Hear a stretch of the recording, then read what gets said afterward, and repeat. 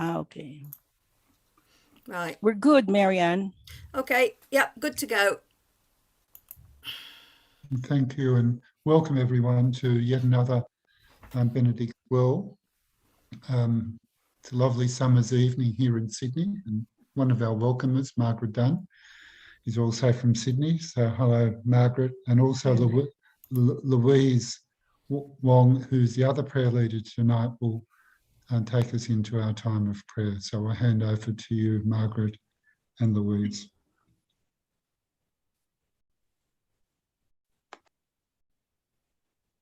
O God, come to our assistance. O Lord, make haste to help us.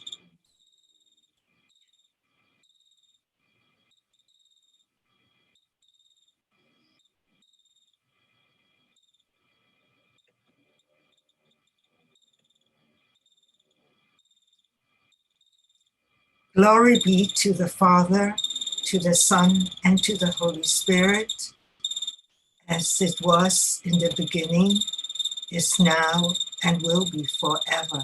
Amen.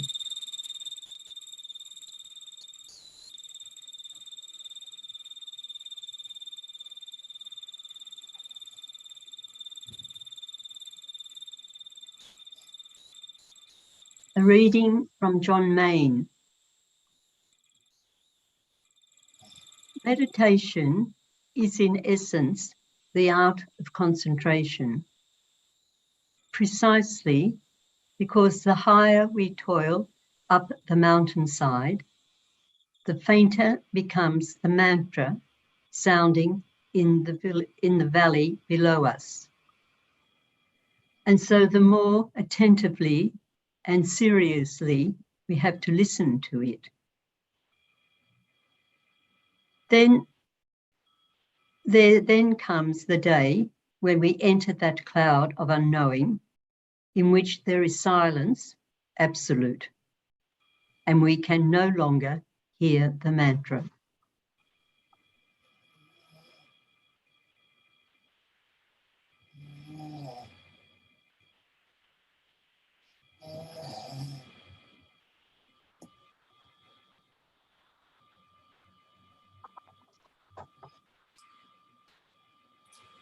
Heavenly Father, open our hearts to the silent presence of the Spirit of your Son. Lead us into that mysterious silence where your love is revealed to all who call Maranatha.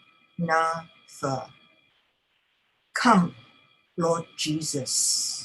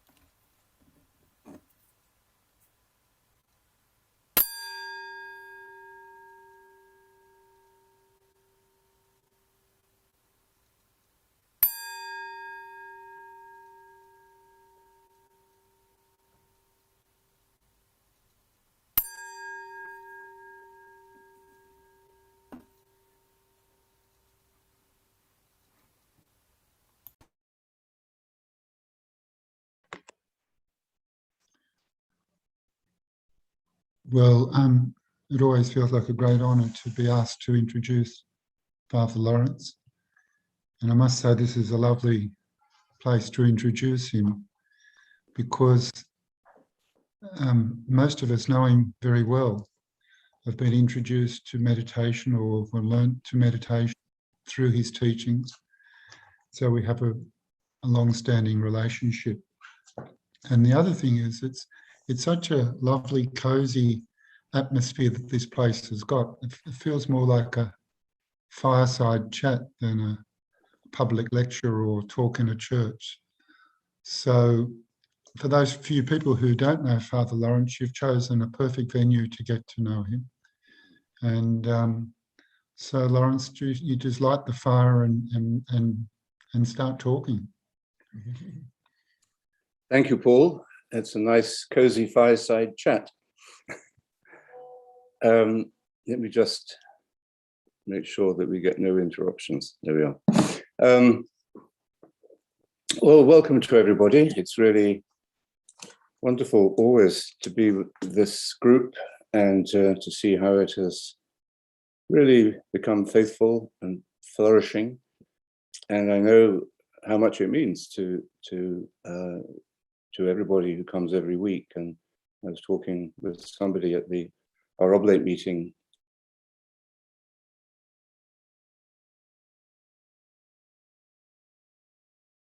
and what a real milestone in the week it is for them. So thank you for the great witness and the fidelity of this group. So I want to speak about silence, which is a dangerous thing to talk about because once you start, you can't stop. And speaking about silence is a bit of a paradox, but I was felt justified in doing so because of the reading that we began the group with today, which is one of the very last things that Father John wrote, which is the foreword to Moment of Christ, a collection of his talks, which he had edited and prepared for publication a few weeks actually before he died. And it's only 2.5 pages, this foreword, but it really is a distillation of his teaching in a wonderful, direct and powerful way.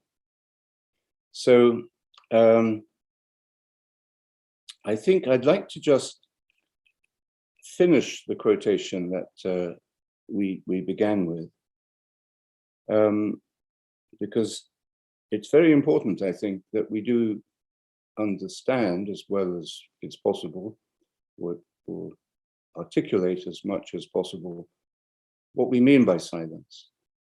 Because as we're entering a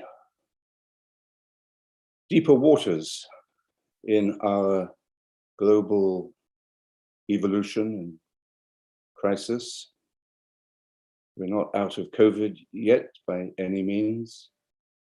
We've hardly begun to deal with the environmental crisis. And what the last 2 years has done effectively, I think, is to expose deep fault lines in the way our societies are structured. For example, the injustice of the way wealth is distributed. I read in the news this morning that a group of millionaires or billionaires is asking the government, I think this is in the UK, but I've heard about it in other places, to tax them, because to do a wealth tax to help recover from COVID and get the economies back online. So these are rich people asking to be taxed, which is not that common. And it may be that they are really generous and selfless people, and I hope they are, but it's also, I'm sure, because they realize that even their great wealth is very fragile. And if the whole house of cards comes tumbling down with another financial scandal or financial crisis, then that will affect everybody. So we're entering into deep waters in the human family at the moment. And we are trying to make things better in many ways, politically,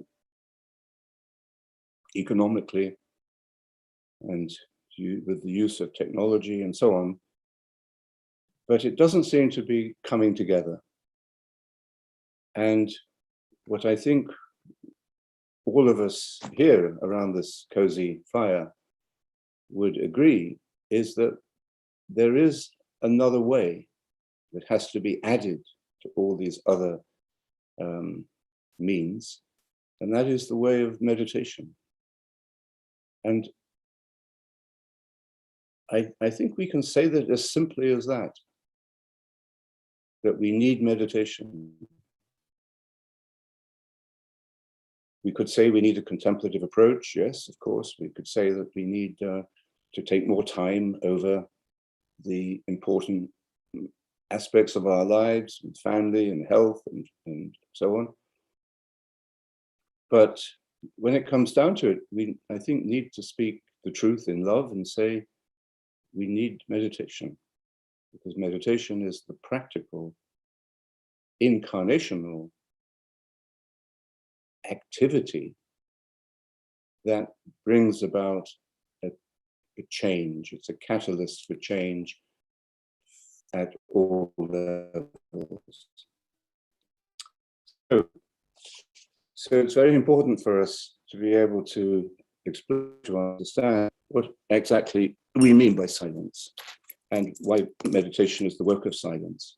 And we need to be able to do that from a deep tradition, such as we share in this group, a deep tradition that hasn't become a superficial understanding of silence as just a way of relaxing, or a way of feeling good, or a way of dealing with stress only.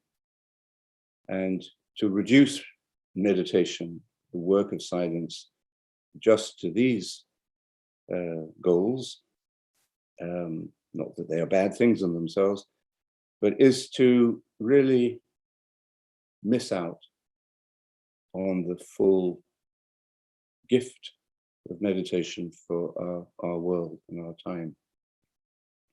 So we need groups like this and people like ourselves as ordinary people who know there's a difference between different kinds of silence. And I'm going to just run through a few of the different kinds of silence that are described in our tradition. So let's go back to what Father John says in the foreword to Moment of Christ. He says that the purpose of meditation is to go beyond egoism. To go beyond egoism. That's the goal of silence. And then he describes how we come to see in this silence in a different, and what we could call a non-dualistic way. He says, when we are at prayer, we must become like the eye that can see, but that cannot see itself. That's what it means to be beyond self-consciousness.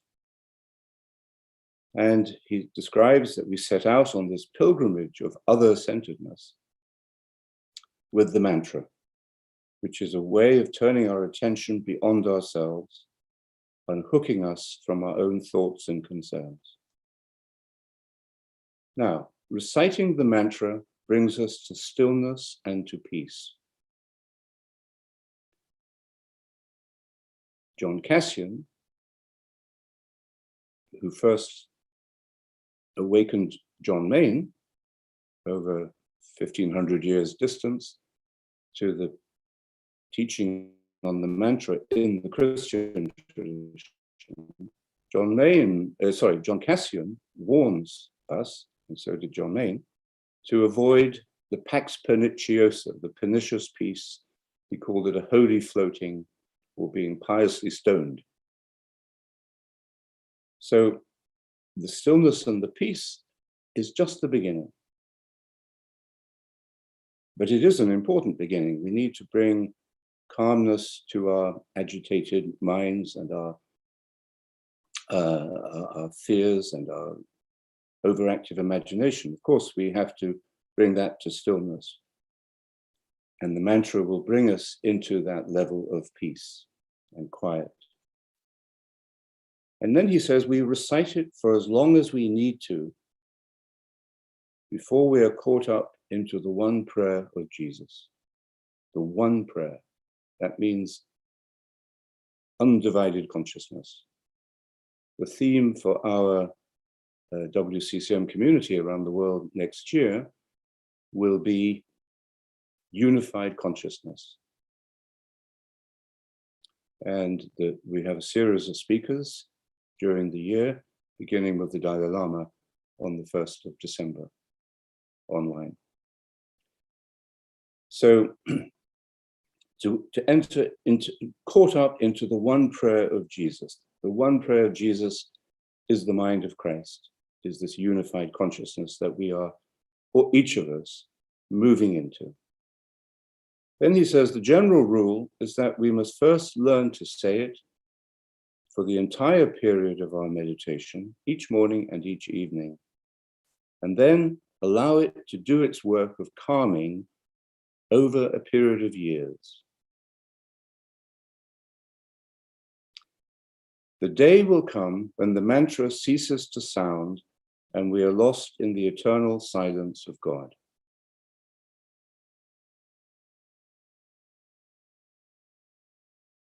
The day will come. We don't know when it will come, how it will come, but the day will come. But that doesn't concern us. This is not a technique that we are trying to speed up. We are being changed, transformed, and deepened and awakened all the time. The rule when this happens is not to try to possess the silence, to use it for one's own satisfaction. Very key instruction. Don't try to possess it. The clear rule is that as soon as we consciously realize that we are in this state of profound silence and we begin to reflect about it, then we must gently and quietly return to our mantra.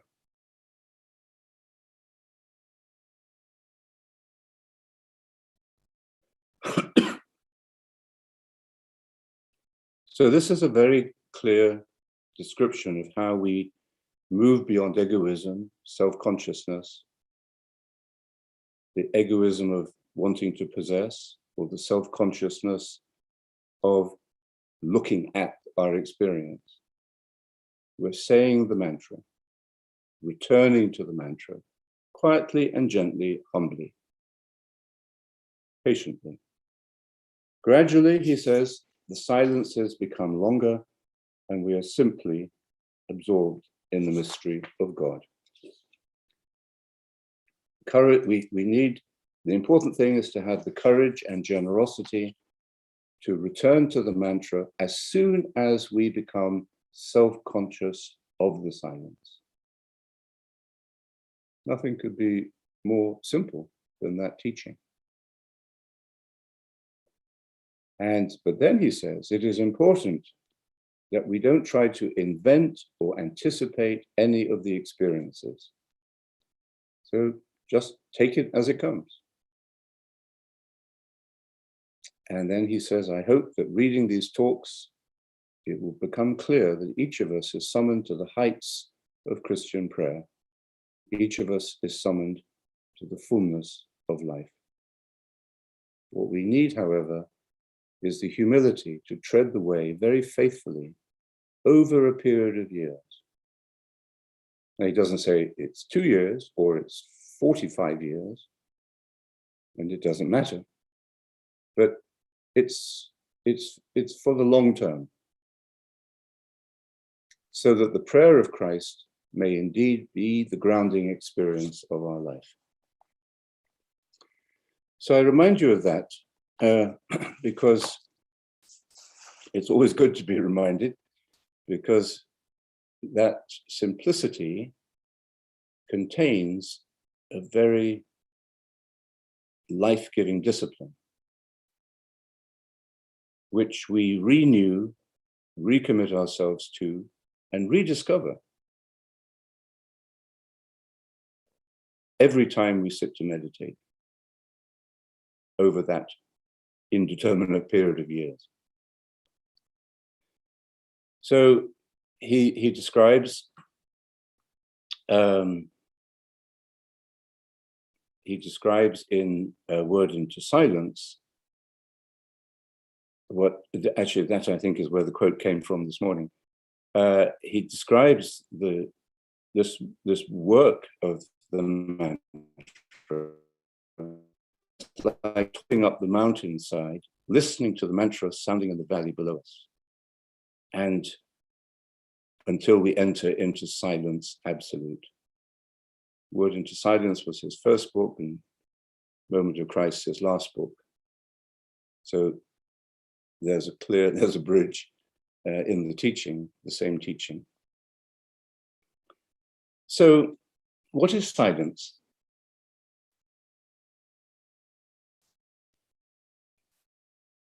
It's something that we have different words to describe. One of the words that Saint Benedict uses in the rule, for example, in chapter 6, it's translated in Latin, it's called De Tacitonitate, on taciturnity. I don't know if you know anybody you would call a taciturn person, somebody who doesn't speak very much and just sits there and looks, you don't quite know what they're thinking. So there's that. It's usually translated as on the restraint of speech. So this is one level of silence. It begins with a restraint of our usual tendency to talk and, of course, to think, because there's physical silence where we're not speaking. That can be positive or negative, depending on why we aren't speaking. But there's also, of course, the silence of the mind. The silence of the mind is what we do when we meditate, as we say the mantra, toiling up the mountainside. Then our thoughts, taking the attention off our thoughts. This is the work of becoming silent interiorly. So we could translate this first level of silence, taciturnity, as keeping silent, practicing restraint. Sometimes it's even translated as modesty. Not feeling that you've always got to say something or express your thoughts. But then there's another word for it, for silence, which is quies. Quies, which gives us the word quiet, is perhaps what Father John was describing,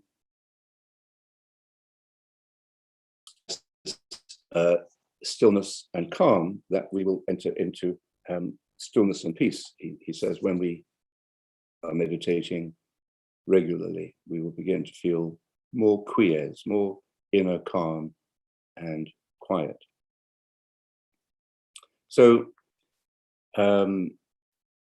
this corresponds to that level of meditation where we're saying the mantra, and we can say the mantra for a longer period of time without being interrupted by our thoughts, by our distractions. And we're not feeling, oh, I'm a terrible meditator, I'm no good at this, because I'm thinking about what I have to get at the supermarket, or I'm solving my life's problems. So we sort of move beyond that self-conscious judgment about meditation, about whether we are good meditators or not. We begin to move beyond that. And we begin to find, as a result, a deeper calm and stillness. So this is, as it were, the next level.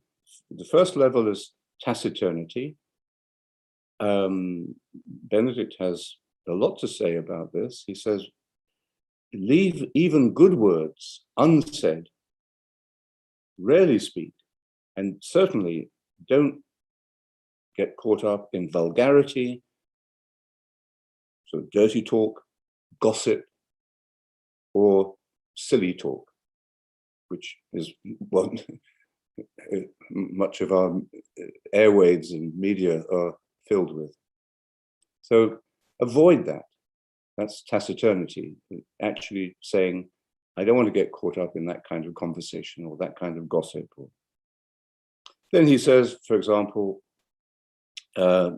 keep this kind of silence, avoiding speech, especially at night. Cultivate it at all times, but especially at night. At night is where we're better able to practice a sustained quiet and stillness. Of course, in our world, this is the time where we turn on the TV or we go browsing on the internet or turn on Netflix. But for Benedict, or when you're on a retreat, the night time has a very special quality that enables us to move into a deeper interior silence.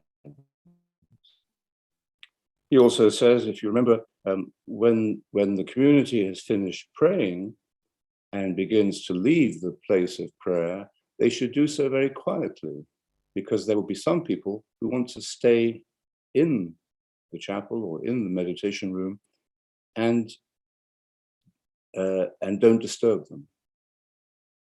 But he recognizes, I think, here that the interior experience of silence is what the external restraint of speech is about. We're practicing this external restraint of speech, not because we're noisy children and our parents are always telling us to be quiet, but we're practicing this restraint of speech so that we can allow ourselves to be led into a deeper interior silence. There are many references to this kind of relationship, to the different levels of silence. The main reason, though, that Benedict gives for practicing the restraint of speech is to listen, so that we can listen better. This is one of the problems of dealing with our global crisis at the moment, is that the conversations we're having about it in the media and in the conference halls are so agitated, and people become so polarized. It's not a conversation anymore. It's people shouting at each other and interrupting each other, and in extreme cases, refusing the other side the right to express themselves. So we practice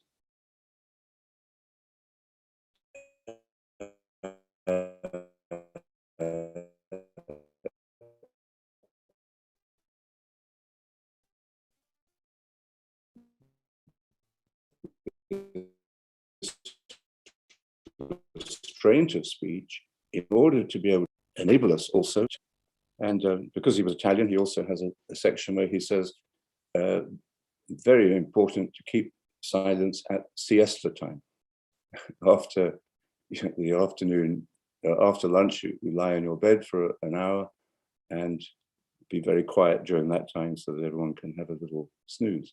So there are very practical applications at different levels to this notion of restraint of speech. It will lead us to this calm and peace that we could call quies, quiet. Rest is another word that sometimes is used to translate quies. But what really matters is this other word, silentium. And this is where we enter into what Father John is talking about, the absolute silence of God. And it's in this silence at the deepest level that we arrive where we are going. We reach our destination, which is unified consciousness, where we lose ourselves and find ourselves in God. And it's this silence which we can experience over a period of years at deeper and deeper levels. So I'm sure we've all had moments in meditation or at other times where we find ourselves in a profound silence, or we may actually just say, I was just in a profound silence. Because if we're self-conscious about it at the time, we're not fully there. So in a way, this experience of silence is not something we can ever look at the time and be self-conscious about. And there's a beautiful passage, and I'll finish now, in Simone Weil's beautiful book, which I hope you have all read, called Waiting for God, where she describes, she has a section in it called her spiritual autobiography. And she describes very simply, but very beautifully, how she came to her awakening and to her discovery of Christ. And she just describes how she had learnt the way of the mantra herself, really, by repeating the Lord's Prayer in Greek while she was working in the vineyards one summer.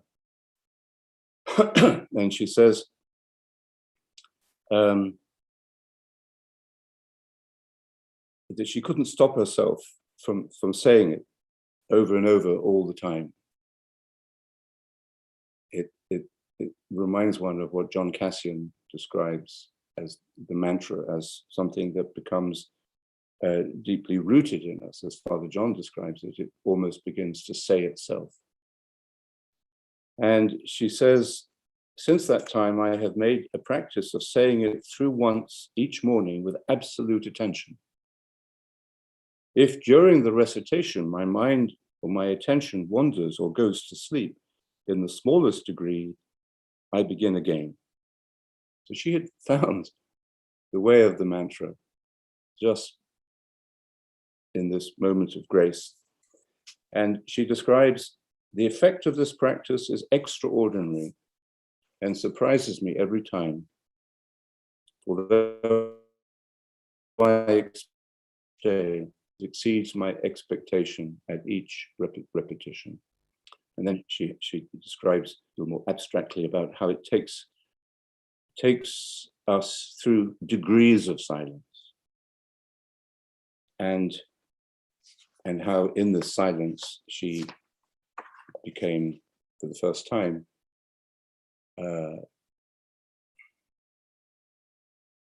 open or touched by the presence of Christ.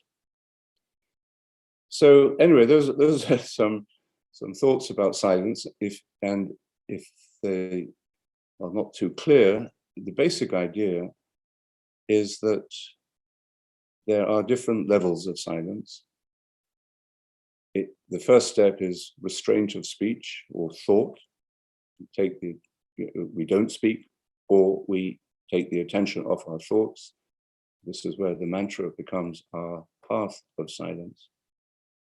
And it will then lead us into a deeper inner calm and quiet and stillness, which is healthy and refreshing and necessary. But then, if we persevere, as we toil up the mountainside and listening to the mantra sounding in the valley below, deep in our heart, we are led in God's own time into silence, into union. That's it. Thank you.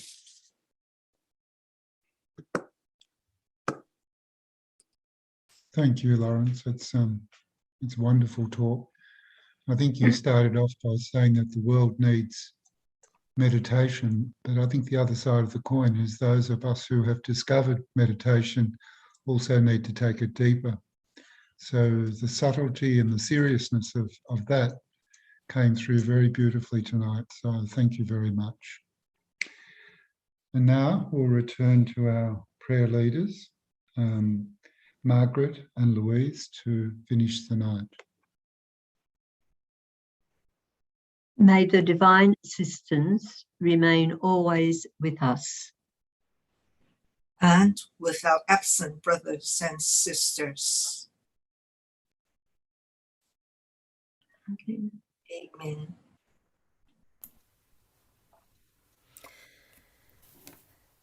It just remains for me to thank Father Lawrence for his inspiring talk again.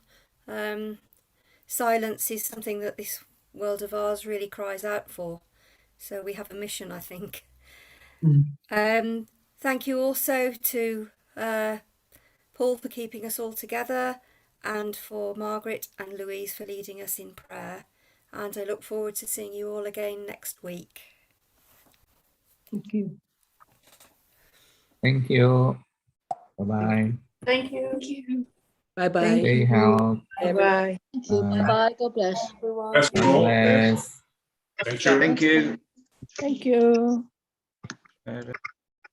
Thank you.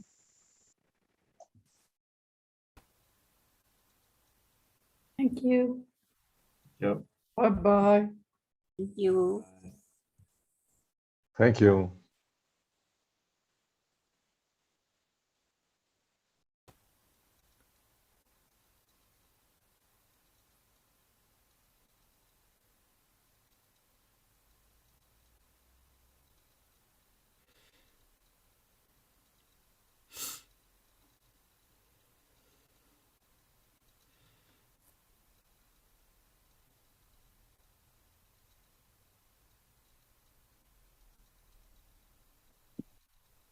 Thank you. Goodbye. Bye. So exciting. Marianne, I think that's it. Okay, you got it all. Good. Yep. Thank you very much. Thank you. See you next You- week. we got it. Huh? Yeah. Okay, let me see.